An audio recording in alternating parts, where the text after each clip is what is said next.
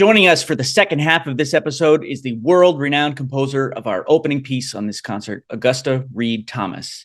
The American-made work Sunburst will kick off our concert on February 23rd, 8 p.m. at Alpharetta Methodist Church. The esteemed composer, Augusta Reed-Thomas, a pivotal figure in contemporary classical music, known for her nuanced, elegant, and vividly colorful compositions, with a career that has not only garnered critical acclaim, but also deeply influenced the fabric of modern American orchestral music. Augusta's work is celebrated for its boldness, poetic beauty, and innovative spirit. Among her numerous accolades are a Grammy win, a Pulitzer Prize nomination, and the prestigious Ernst von Siemens Music Prize. Augusta's compositions are performed worldwide, making her one of the most recognizable and beloved figures in American music. We're particularly excited as the Alpharetta Symphony prepares to perform her new work, Sunburst, on February 23rd, 2024 at the Alpharetta Methodist Church. This piece promises to be another testament to Augusta's exceptional ability to sculpt sound into stunning landscapes of emotion and color. Welcome, Maestra. Thank you so much, Maestro Grant. It's a pleasure to be here.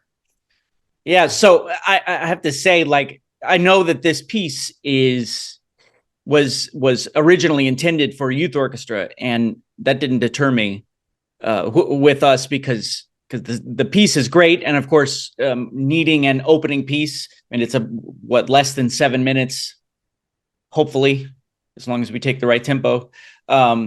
And so that's what we needed. But even though you may have intended this for a youth orchestra, I mean, this would challenge any orchestra with its rhythmic complexity, but it still stands out as something very, very palpable for an audience to take in very easily, immediately, like most of your works. But this one is kind of in bites, and I was kind of drawn to it, and the youth orchestra part. I'd really like to hear more about that and how that's gone over with youth orchestras. Oh, thank you. That's the beautiful question. And I'm incredibly honored and grateful and humbled and thankful that you and your amazing symphony are performing this. It means a lot to me. Just, to keep the piece alive and breathing and bursting with sunshine. Thank you so much, and to your board and to your audience and to the Methodist Church and everything. I'm really grateful. It's going to be great. I mean, I try to do this with programming that we have. It's no secret, and most conductors will do this. That we have on the concert something of an anchoring piece that is the big piece that happens, and then I try to make sure that somewhere in there is something that is going to challenge us, even more challenge the audience to hear something new, and then so that we are not just doing the things that are expected. And then especially on this concert, you're one of the girls on fire. So having beach at the end, that is a significant piece of music. And very complex and very emotionally overwhelming, and it's relatively unknown. But we go from relatively unknown, and the Florence Price is almost entirely unknown, and your piece is not exactly fresh off the presses, but it's very, very new. So this is very challenging in that way for the audience, but at the same time, all the pieces are very accessible.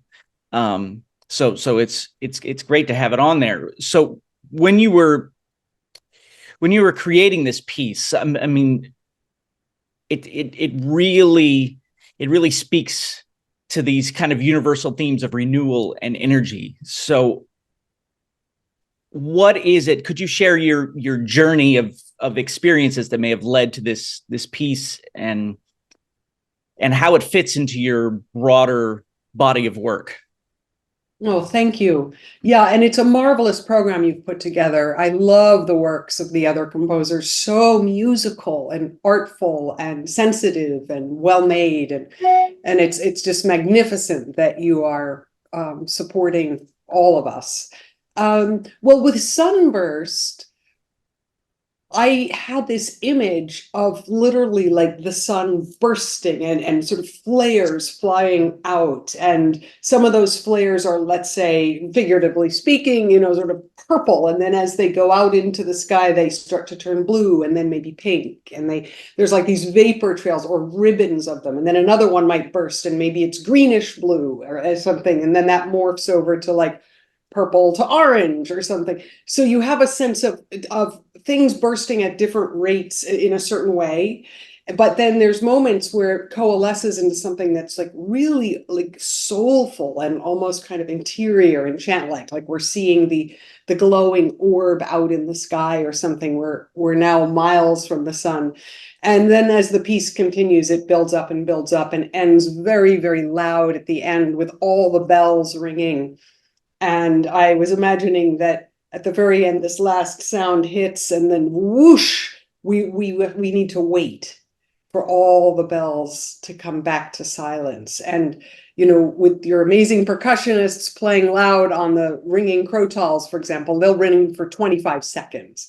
And so even after the orchestra has stopped, the piece is still going. And that's a lot like a sunburst. The sun might go down behind the horizon, but we still see the glow. We still see it shimmering, and we have to wait for it to settle. So I had these sort of images in my mind, and I tried to paint them with the sound. And I think what you said about it being a very immediate piece, I agree with you. It just starts. It's like the train has left the station, off we go, boom, and then it ends. It has sort of an inner life and an inner line that's all its own. It just self-propels in through, as I said, through some different chapters or different colors escapes, as it were. So hopefully it really feels like a natural arc, not a contrived one, but one where the music itself is the form and the form is the music. There's a real synergy between those, because I don't like it when pieces go on too long for their material. And I also don't like when there's tons of material jammed into a minute when you can't hear anything. So this balance between how long is this piece and what is the actual material that is unfolding, and is every minute needed? Is every 10 seconds needed? Is every 20 seconds needed? That's the way I build my pieces, really taking care for the form and the time, so that if an audience hears this piece, Sunburst, they can just sort of feel confident. They can just sit and listen to it, hopefully, and follow the 7-minute journey. Right. It's interesting. Your work has been described as very poetic, and the way you just described it is extremely poetic. Now I want to ask this. I want to take this in a particular direction. As I'm not the artist, I'm the craftsman. You're the artist. You're the one creating it. So I understand my place. Our place as musicians is not insignificant at all. However, it's not the creation standpoint. So I understand that. But what is the very common prevailing concept of us as artists and poets and anybody that creates something is that it is, somebody will say it's not a science, it's an art. And I'm always irreverent about that comment, because what goes into the creation of these things is extremely technical. It's extremely specific. And you can't, once you put, I forget who said this, but once you decide on one note, it was a composer. Once you decide on one note, you've said no to so many possibilities. So every single note you place is really, really, every single note is going to have some kind of a significant effect on the listener. Every single one. And yet we are described as people that are free and everything is kind of, like lackadaisical and stuff, but that's not it at all. It's so specific. And even especially with a poet, using very specific words. Every time you put down a word, it has an effect on the listener, on the reader. So you described this piece in a very poetic way. And at the same time, you have enormous amounts of very specific instructions for the orchestra in the score. Extremely, I've never seen so much, except for maybe Mahler. Maybe Mahler challenges you in this particular piece. But what is it that drove you to feel the need for such specific instructions in there? And some of them are obvious to us, and some of them aren't. And maybe that has to do with the youth orchestra part. I'm not sure, but what is it that led to that? Yeah, thank you. I think you said all that really, really well about you put one note down and you've eliminated other possibilities. You put two notes down and that third note is going to be prescribed by the first two, and so on and so forth. And in a way, as these pieces go, I feel like they're writing me, even though I'm writing them. Because once you start with something and then it starts to move and go, you have to listen to it where it wants to go, where the line is, how long the long note is before we switch to the shorter notes, or the exact tempo, where the crescendo starts. Is it like, or is it like, very, very different, but you can really notate that precisely, that the crescendo starts on the third beat of, bar 11, and it's over by the first beat of bar 12, and it went from piano to forte or something. I sculpt my dynamics like that, literally on every bar, on every note, and I do the same with the articulations, and I like to do crossfades. So somebody might be doing one of those, and then the other one is fading away, and then somebody else is coming in with a new line, and then this one fades over. And so there's crossfades of dynamics literally on every page, and different kinds of articulatives, when you have an accent, pa, or you have like some dots, pa, pa, pa, pa, pa, pa, and getting all of this, or with slurs, pa, pa, pa, hee, ha, hee, ha, hee, ha, pa, pa, pa, hee, ha, ha, hee, ha, like slurs and dots. And I sculpt all of that stuff, hours and hours and hours and hours on every single piece. So for 40 years. So my scores are full of enormous detail. And the reason I do that is because that's what I heard. I want that sense of character. It's not just like da da da da da da da. It's not. It's like bo bo bo beep beep beep yep, whatever. It's like it's got a lot of character. And these players are so good in your orchestra. If I just give them the dots and the slurs and the accents and the mezzo forte, they'll play it. And usually they write me and say, oh, it's fun, because they can feel that I felt it, and then they can really craft that. And then very often I'll put an adjective like playful. And then 2 bars later, it'll say suddenly interior. And then 6 bars later, it'll say majestic. And then, 2 bars later, it'll say extremely lyrical. And so what I'm asking is these players change their mood. They change their character, so that across a composition and with different people doing different things, there's a real texture into the sound. And it has to all be notated, because there's not enough rehearsal for you to go and sculpt all of those things but if I've sculpted them all and the players have the parts in advance, they'll just come in and play it. It's just not a problem. They know how to do it. They're great at it. So that's why I like to do that, because that's how I heard it. And I also found 30 years ago, I would be at a rehearsal and I would say, oh, that should be playful. And the player would pick up a pencil and write playful, and then the next person I'd be like, over here, we're majestic and stately. And they'd all pick up their pencils and write it in. So then I realized, why am I not just writing this in? And so about 30 or 35 years ago, I just started writing it in. And what's interesting is I get emails every week from people I've never met from around the world saying, I love your adjectives. I love your adjectives. They're so helpful. I know exactly what you want from me. And it's just fascinating. So it's just part of my vocabulary in terms of trying to communicate, because a lot of times I don't meet my players. Like, for instance, 6 months ago, I had 3 huge pieces for chorus and orchestra going up at the same time in different cities. And one chorus was 160, and the other chorus was 70, and the other chorus was 100, and then 2 orchestras, and like 3 different orchestral pieces, and like 7 chamber pieces, and another choral piece. There were like 2,000 musicians learning my music in those 2 months. And how many of those 2,000 musicians did I meet? Zero. I went to the concert, but then I can say, thank you. It's a pleasure. You sound great. You can't like meet everybody, but I want to meet them through the notation.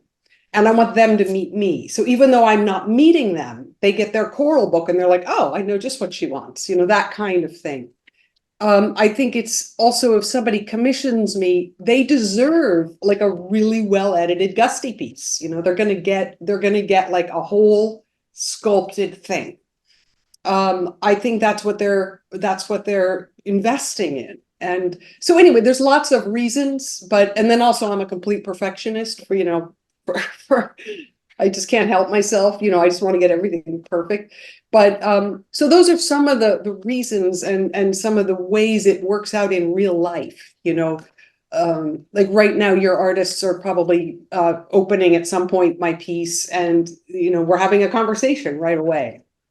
Right. I mean, it definitely helps because you're right. It cuts down on the explanation time, and I don't have to. I can say, look, we have moments at which, like you described, there's crossfading, right? So I can't show that to an orchestra. I can't do that, but I can point out at some point you're going to be crescendoing and somebody else is going to be doing the opposite, and then they get it and they're like, okay, I got it. All right, so I have to be very specific. I have to, and if it's like you said, if it's a much longer one, if it's 18, 20 beats long, I have to grade it more. And almost always we know that at the end is when we need the most crescendo.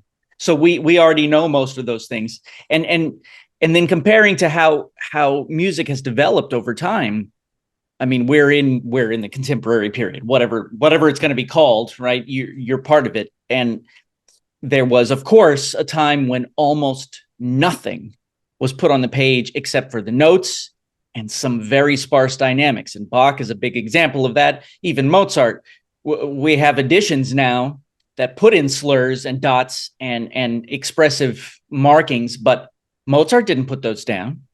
So we have to know the style of the time and we have to study it. And that's all great. And that's all useful. So then fast forward to the present age where, and you don't do this, and I'm thankful for this, but you use normal notation as much as possible, and it seems, and then so that our collective education brings us up to that current, so we don't have to learn new notation. We're not using, in your case, at least as far as the works that I've seen, quarter tones and stuff like that, and that's all fine, but that requires something completely new. So what you're talking about is all of the information that's all more or less automatic to us. The notes on the page, the dynamics, the slurs, the staccatos, we get all that. And then it's the other almost intangible things of this is purple, right? You put that very specifically at one particular moment. That's the beginning of a new section. It's purple. It's that doesn't specifically mean the same thing to everyone, but neither does a slur, neither does a staccato. So, but it does mean, okay, what it draws us in and says very focused. Okay, what is purple? Even just the question makes it like, what? Okay, it's something else completely. Now we may have already figured that out, but then that reinforces it immediately, and we can talk about it, but we don't have to. So that cuts down. So we get much faster to the music part, the poetic part, the lyrical part, as you described, the majestic part, whatever it is. You put all those things in there, and so we get to it very quickly. Your works are often a reflection of that intricate dialogue between music and the broader spheres of poetry, of visual arts, of philosophy, and suggesting this multidimensional approach to composition. In this piece, how do these elements interplay to inform its thematic kind of sonic landscape? And can you share your engagement with these diverse disciplines, how they've evolved over your career, and how they manifest in this very detailed instructions and educational aspirations of this piece? Yeah, thank you. That's a great question. I love the word multidimensional, and I want to pick up on that. But just before I answer your larger question, one thing that's interesting, because you mentioned Mahler earlier. Now, Mahler had like 6 pianos, 5 pianos, 4 pianos, 3, 2, then piano, then mezzo piano. So like, I mean, by the time you get to mezzo piano, you're like, holy moly, you started from 6, 5, 4, 3, 2. And then you're going up to double forte, triple forte, quadruple forte, and so forth. I'm just going to turn off this so it stops beeping No at problem. me. No problem.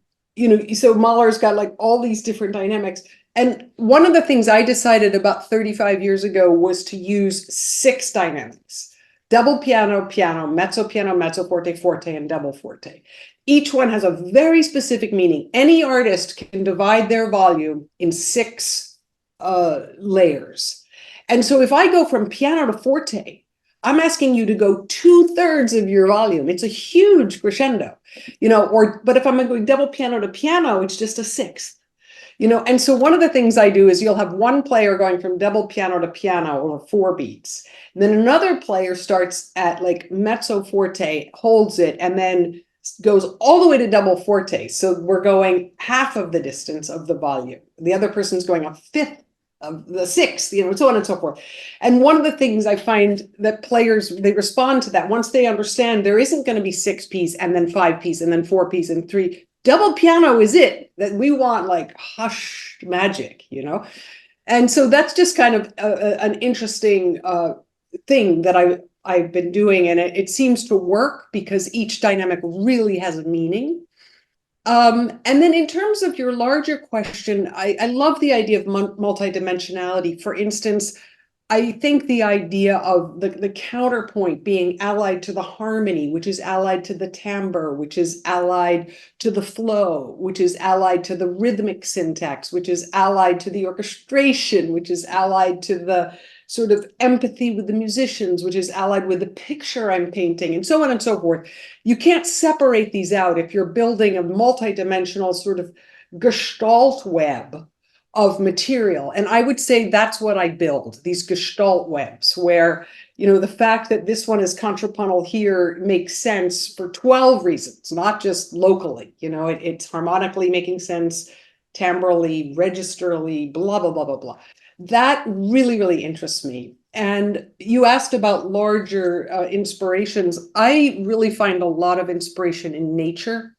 Hence, Sunburst, and I have lots of titles on the sun and the moon and the stars and radiances and all kinds of things like this. If you just go to my website and just read the titles, like that's all you do. You just go to the alphabetical list and go titles. You'll see lots of nature themes, because I think nature is one of the greatest teachers, like how a tree grows or how the leaves fall and leave the pattern, or the way the wind blows, the sort of energy flow, or the way the sun is the giver of energy, and so on and so on and so on, the way the stars are orbiting around, and the cosmos and galaxies, and all of these things are just infinitely fascinating to me. And I love to try to think about painting them. And so I have across my whole body of work, and Sunburst is one piece among many of those.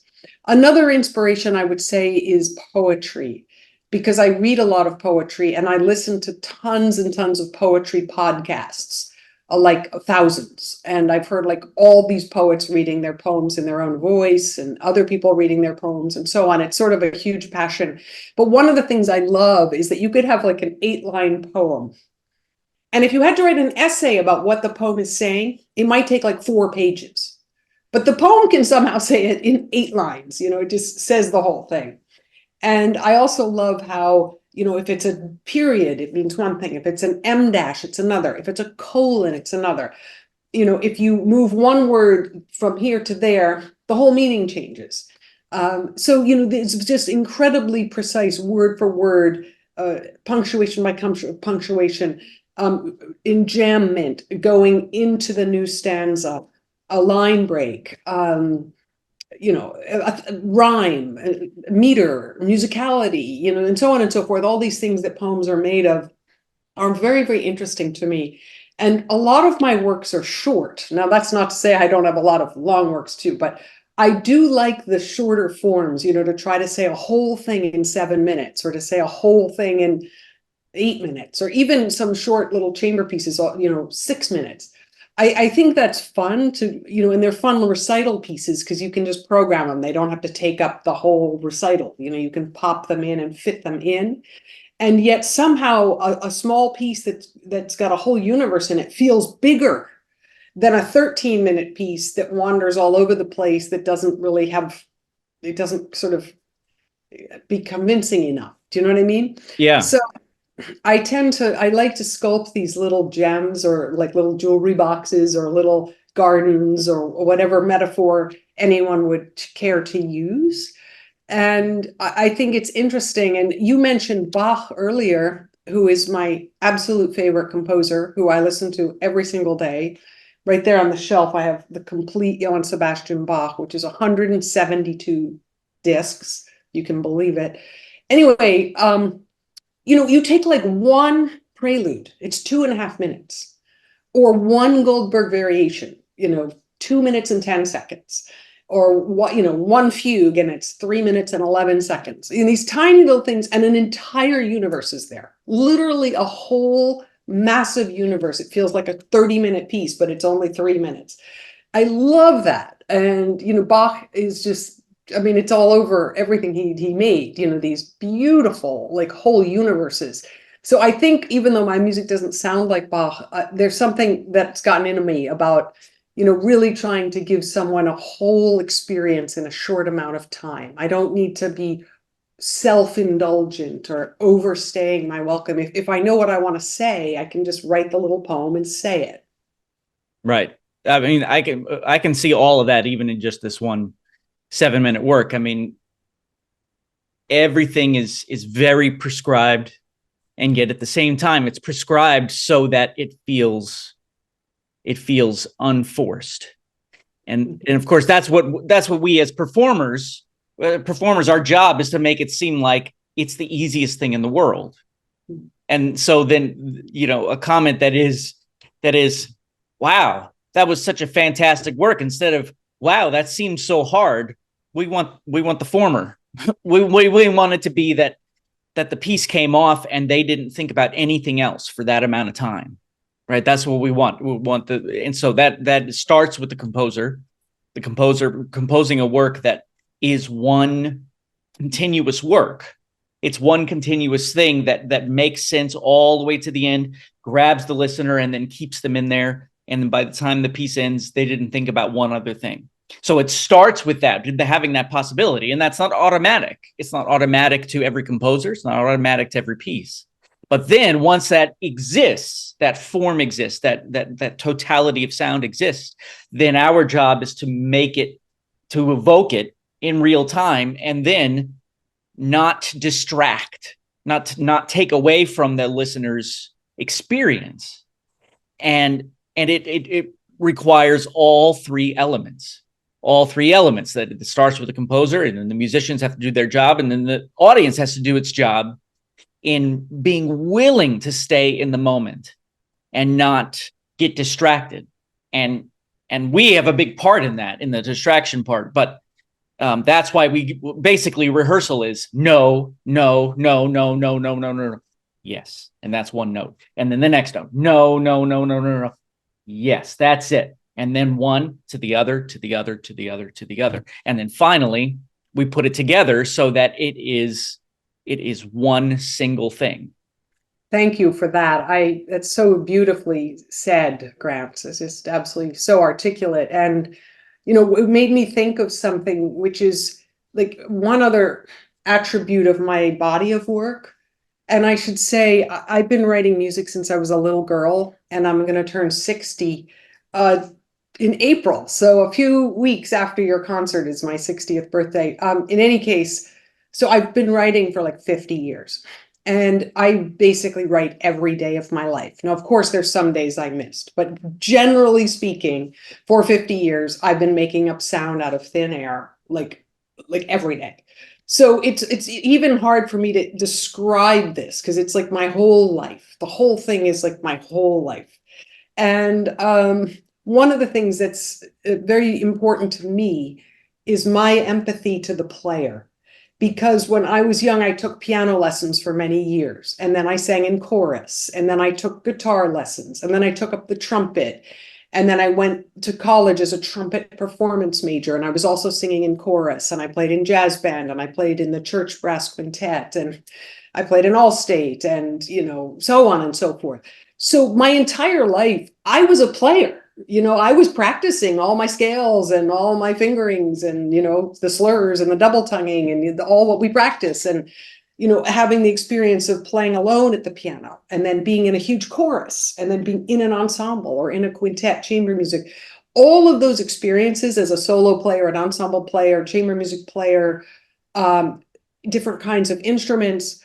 And I have a terrible voice, by the way. I was in chorus, but I was sort of in the alto sounding horrible, but at least I can hear well, I can find all those pitches easily and that kind of thing. I just don't have a good voice. But in any case, so I really care about the player. I care what the paper looks like. I care what the printing looks like. I care about the page turns. I care that it's fun to play.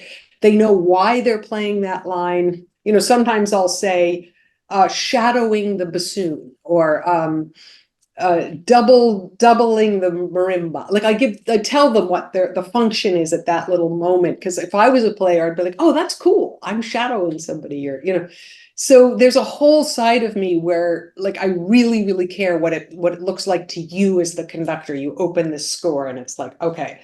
And what the players see and feel. And I think if they can feel my empathy to them, they can project their empathy to the audience. Because we don't have to fight the paper, it's sort of it all just is smooth.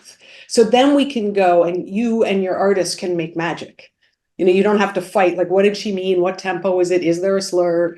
There's a typo. Is this arco? All that junk. I hate that. I proofread hours and hours and hours and hours and hours, so that you guys can really just get the score and immediately start to make music. And I've had several ensembles tell me, they're like, sometimes we get pieces, we have to spend the whole first rehearsal just figuring out the notation and figuring out the typos and getting the librarian to correct it. And they always say, well, we get your music by second minute into rehearsal, we are making music, we're just boom, off we go. And I really like that because we're not going to waste any rehearsal time so that the artists can bring their incredible expertise and flair and sensitivity and chamber music listening and all of that. And I want to just open a space for that. I totally empathize with that. I mean, in a much less significant way.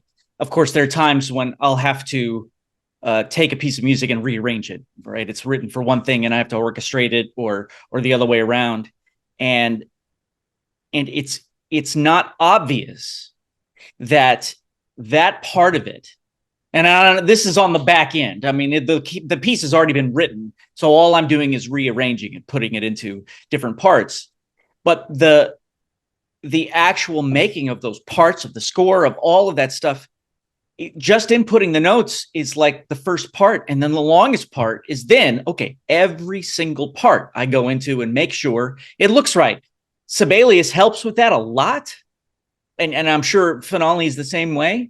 But at the same time, you still got to go in and every single part, every single line, every single system, every single placement. It's so funny. It's hard to explain to somebody that's not a musician. But if a dynamic is in the wrong place, we notice that it's not the right, whatever that is that spot where it is. It's not right under the note.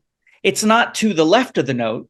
It's in between those two things. But if it's not in that one spot, and you can't, I'm sure that some people would be able to say it's exactly whatever millimeters based on this, and this. But it's hard to explain. But if it's not in that right spot, you notice. And if you notice where the dynamics are, you're not thinking about the sound. If you notice that, like you say, there's a mistake in the notes, you notice that. You're not concentrating on the dynamics. If the notes are the wrong size, if the system is the wrong size, if there's a disparity in that stuff, then that's what you're thinking about. So what you're talking about is getting all of that out of the way. So the moment they see your piece, which is by nature is brand new. And this, your sound is brand new to them because it's unique to you. So if we can just focus on that and not the other stuff, then that's the thing that we want to do. With this piece, what is it that you hope that either a youth orchestra or semi-professional orchestra like us, or even a professional orchestra, will get out of this, and what will they get out of your sound and your creation of this poetic and lyrical work? Yeah, thank you. And just one side comment is about this, what you're talking about, the editing and so forth. One of the things I do is I put some bowings in for the strings, because when I'm writing it, I'm hearing a down bow or a full fast down bow, or I'm hearing to start at the tip. And so I write it in. And then in bar one, I have an asterisk in all the string parts saying, you do not have to follow any of my bowings. I mean, they're just suggestions. But what's so interesting is usually people do generally follow them. But some people have told me, we see why you put the down bow, and we're actually going to play an up bow. But we like that you put the down bow because we know how to play the up bow in a certain way. Like, it's still information, even if we decided on that one, no, we're going to flip the bow the other way, because these string players are so great. But I think one of the other things with orchestra work is to really think about the bow arm and which string it's being played on. Like, you can play some notes on many strings. And so I mark that, play this one on the lower string so you get a slightly darker color, or play this one at this position in the harmonic instead of this other position in the harmonic. So I like to mark all of that stuff. And then, of course, the string players should do what they think is best. But it's just another layer of really thinking about the instrument for what you are writing. And you asked about what I would want the audience to get out of this. Was that your question?